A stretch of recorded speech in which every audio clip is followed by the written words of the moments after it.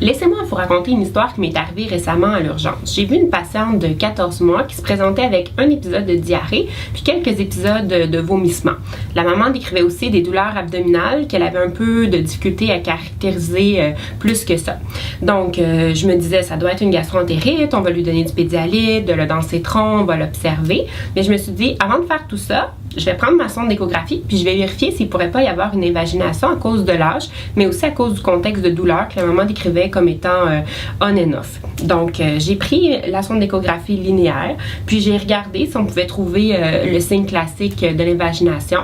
Puis de façon très surprenante et de façon très évidente également, j'ai pu voir très bien l'aspect, le beigne finalement qu'on voit juste en dessous du foie.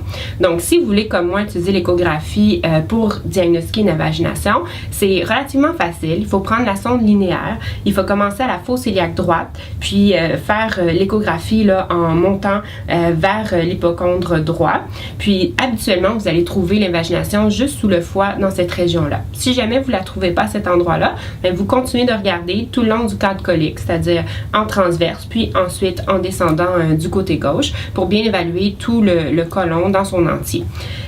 Habituellement, comme je vous dis, juste sous le foie, vous allez voir l'aspect en double beigne. Puis si vous tournez de façon longitudinale, vous pouvez voir aussi ce qu'on appelle le pseudo-kinésine.